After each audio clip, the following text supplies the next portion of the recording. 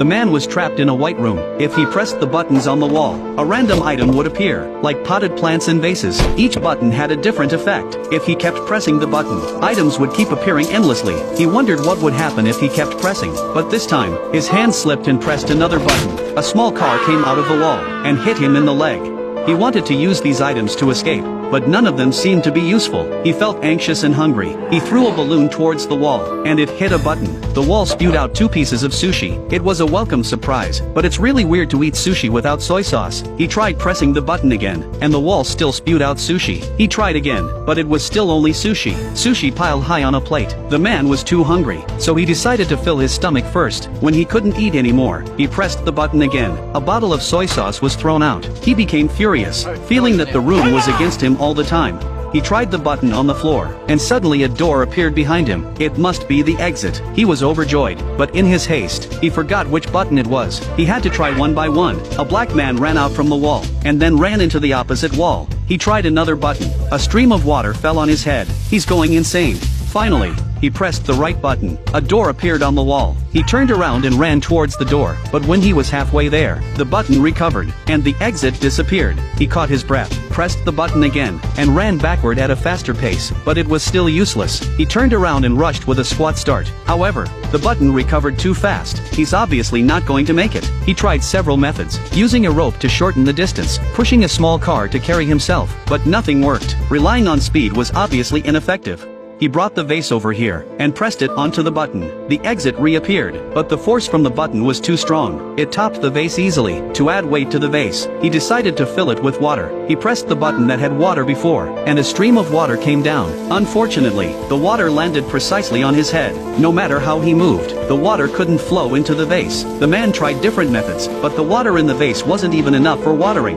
Now he wanted to use sushi instead of water. He kept pressing the button repeatedly, and the sushi kept falling into the vase. But when it was full, he couldn't move the vase because it was too heavy. He reached inside with his hand, but the opening was too small to fit his hand. Luckily, there were chopsticks in the room. He used the chopsticks to pick the sushi out. Until he couldn't reach any sushi with chopsticks, he used all his strength, and moved the vase back to the button. But he forgot which button was the exit again. He tried one by one, and when he pressed the wrong button, the black man appeared and kicked the vase. Then the man gave him a glance, and walked into the wall.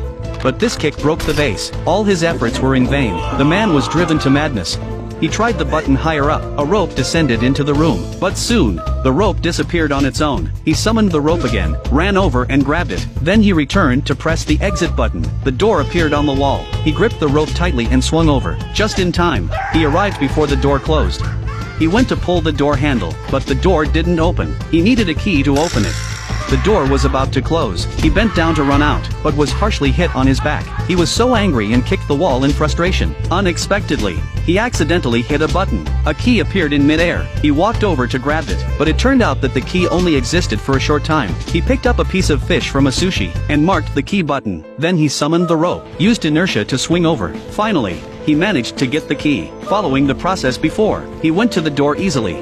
He used the key to open the door, but the door still wouldn't open. He looked up. There was a password lock on it. He was running out of time, so he got out of this small space. Now, he had run out of patience. He picked up the plunger and threw it away. It hit a button. The black man walked out from the wall, gave him a glance, and then walked away. At that moment, he suddenly realized that there were 3 numbers on the man's head. It must be the code for the door. He followed the method before, twisted the numbers one by one. After a few tries, sure enough, the password was correct. He finally opened the door. The door was pulled open, but the exit behind him closed. Now he was trapped in this small space. He wanted to pull the door and walk out, but the space was too tight. He couldn't squeeze through. He got stuck behind the door. Now he was done for. Even the white room behind was out of reach. He crouched in the corner and cried. He started to miss the room behind him. Although he didn't have freedom, at least he didn't have to worry about food, and there were toys to kill time too. After reflecting for a moment, the man noticed a gap in the wall. He reached out and pulled it, and it turned out to be a sliding door.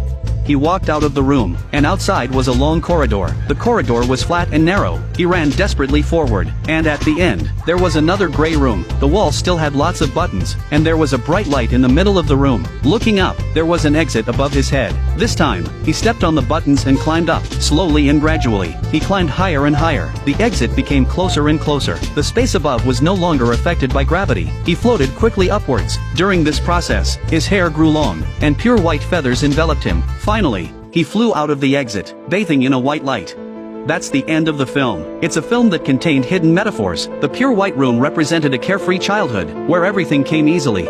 The corridor represented youth, firmly setting goals and moving forward. Climbing upwards in a darker room represented reaching middle age, facing the heavy pressures of life and society. Ascending further represented entering old age, remaining calm and composed. As the old saying goes, one at 30 should be established, at 40 not confused, at 50 he knows his destiny. After experiencing various tribulations and tests, life would achieve intellectual freedom.